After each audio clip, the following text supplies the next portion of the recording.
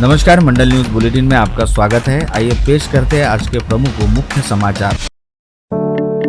पंचवटी चौक से जिलाधिकारी कार्यालय की तरफ से जाने वाले मार्ग के कांतानगर शिवाजीनगर परिसर में 90 सेंटीमीटर आकार व 1 मीटर चौड़ी सिंबोरा से तपोवन तक पानी लेकर जाने वाली पाइपलाइन सोमवार 16 फरवरी की रात 11:30 बजे के दौरान अचानक फूट जाने से हजारों लीटर पानी सड़क पर बह गया। इस कारण परिसर के छात्राओं के छात्रावास में पानी भी घुस गया। अचानक पानी सड़कों पर बहने से तत्काल महाराष्ट्र जीवन प्राधिकरण को सूचना दी गई। पश्चात अभियंता और अधिकारियों ने घटनास्थल पहुंचकर मुख्य वाल्व बंद किया। तब तक भारी मात्रा में पानी बह गया था। पाइपलाइन फूटने से अमरावती और बडनेरा शहर की जलापूर्ति पूरी तरह से ठप हो गई। आज बुधवार 18 फरवरी की रात तक पाइपलाइन दुरुस्ती का काम पूर्ण होगा तो गुरुवार को जलापूर्ति होगी। ऐसी जानकारी मजिब्रा के विभागीय अभियंता ने दी है।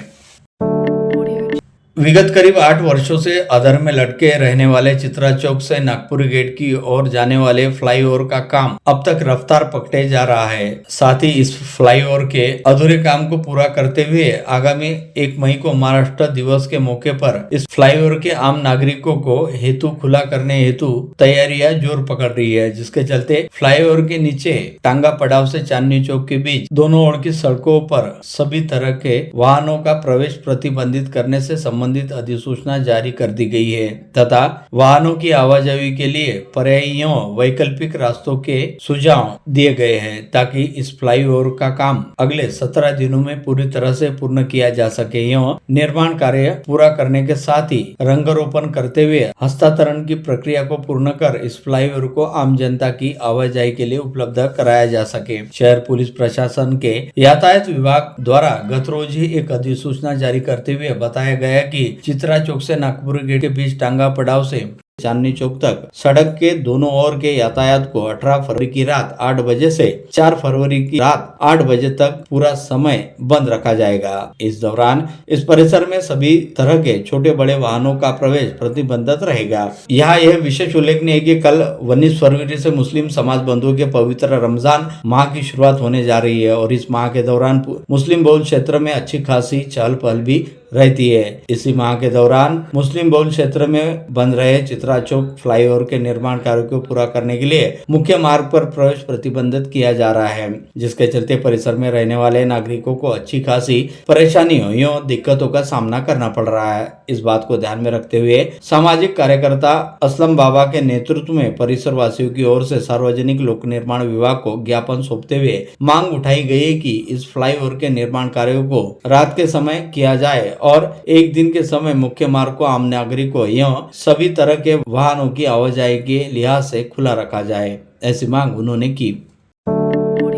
प्रहार जनशक्ति पार्टी के संस्थापक एवं पूर्व राज्य मंत्री एवं बच्चू कडू ने मेलघाट एवं दुर्गम क्षेत्रों के ज्वलंत मुद्दों पर विस्तृत पत्रकार परिषद आयोजित कर राज्य सरकार को कड़े शब्दों में चेतावनी दी। उन्होंने कहा कि मेलघाट के आदिवासी किसान और मजदूर वर्षों से बुनियादी सुविधाओं से वंचित है। यदि निर्धारित समय सीमा में मांगे पूरी नहीं की गई तो राज्यव्यापी आंदोलन छोड़ा जाएगा। बच्चू कडू ने कहा कि सरकार ने 29 जून 2026 तक कर्ज माफी का वादा किया था। 15 मार्च 2026 तक पात्र किसानों की सूची जारी किया जाए तथा वर्ष 2025-2026 में सूखा व समर्थन मूल्य न मिलने के कारण इस वर्ष भी कर्ज माफी लागू की जाए। 28 फरवरी 2026 तक सरकार को इस पर आधिकारिक घोषणा करनी चाहिए।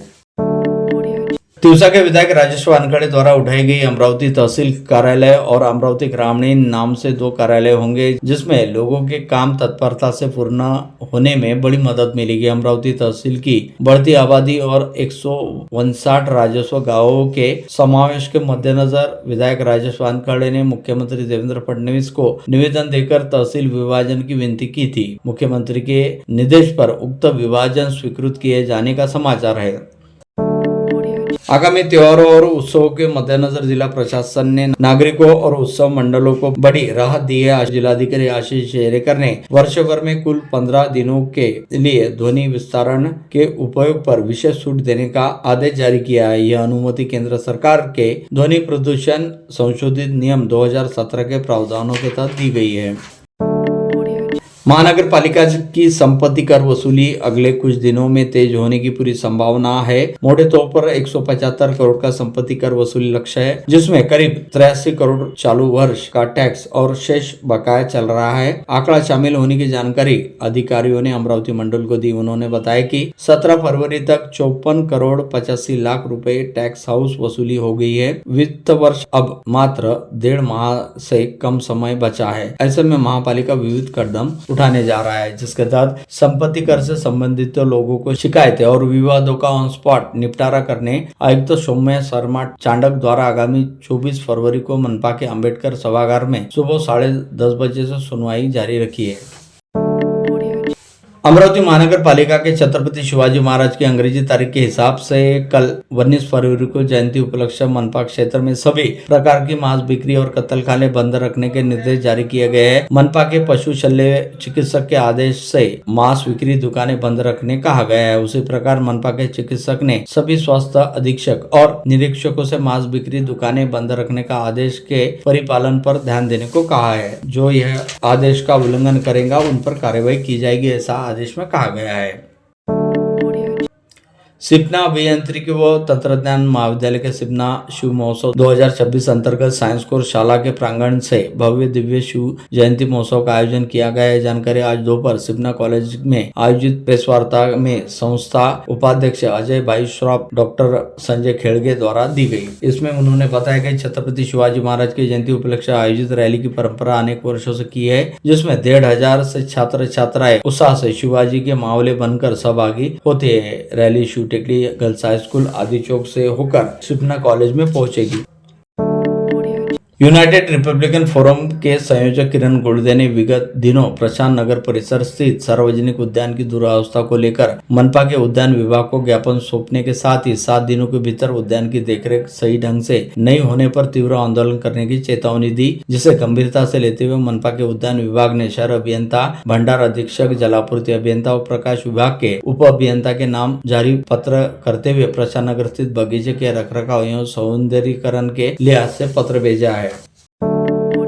साधना सहकारी बैंक नागपुर की अमरावती शाखा यहाँ अपने खाते धारकों को तमाम सुविधाओं के साथ सहकारिता क्षेत्र की सभी सहूलतें देने उद्यत है। कारोबारियों का बिजनेस बढ़ाने के समुचित सहयोग करने तत्पर रहेगी। यह प्रतिपादन महापौर श्रीचंद तेजवानी ने आज दोपहर अभिजीत मुहूर्त में सिटी लैंड में साधना बैंक की अमरावती शाखा के उद्घाटन अवसर पर उन्होंने बोला। मेयर तेजवानी ने विश्वास व्यक्त किया कि अमरावती के व्यापारी बड़ी संस्था के साधना बैंक से जुड़ेंगे, अपना कारोबार दुगुना करेंगे और बड़े ही प्रभावशाली कार्यक्रम में साधना सहकारी बैंक की अमरावती शाखा का श्री गणेश इस समय किया गया।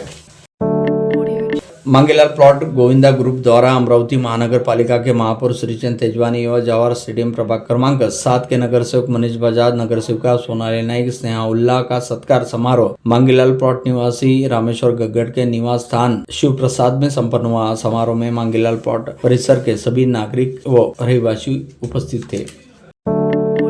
गढ़गढ़ेश्वर महादेव मंदिर में महाशिवरात्रि पर 111 किलो खिचड़ी प्रसादी का हजारों भाविकों ने वितरण किया। यह आयोजन ईगो सेठ चावरे की पावन स्मृति में किया गया। इस समय नगर सेवक रतन तेंदुले, दयाशंकर केसरवानी आदि उपस्थित थे। बडनेरा रोड स्थित श्री दादावाड़ी में आज दादा गुरुदेव की कुशल देव जी की 693 की पुण्यतिथि हर्ष और उल्लास के साथ मनाई गई। विशेष अनुष्ठान के साथ गर्भगृह श्रृंगार किया गया। उपस्थित श्री पुरुष भावकों की श्रद्धा और उमंग देखते ही बना। चंवर डुलाकर अपने पूज्य गुरुदेव के प्रति श्रद्धा व्यक्त की गई। भजनों की सरिता ने वातावरण को प्रफुल्लित और श्रद्धामय किया। चिखलदरा तहसील के बिहाली गांव में मनरेगा बचाओ अभियान के तहत जिला युवक कांग्रेस राहुल येवली की अध्यक्षता में बैठक आयोजित किया गया था। इस अभियान में ग्रामीण क्षेत्रों के रोजगार गारंटी देने वाली मनरेगा योजनाओं को मजबूती देना और मजदूरों के अधिकारों की रक्षा करना आदि विषय रखे गए थे।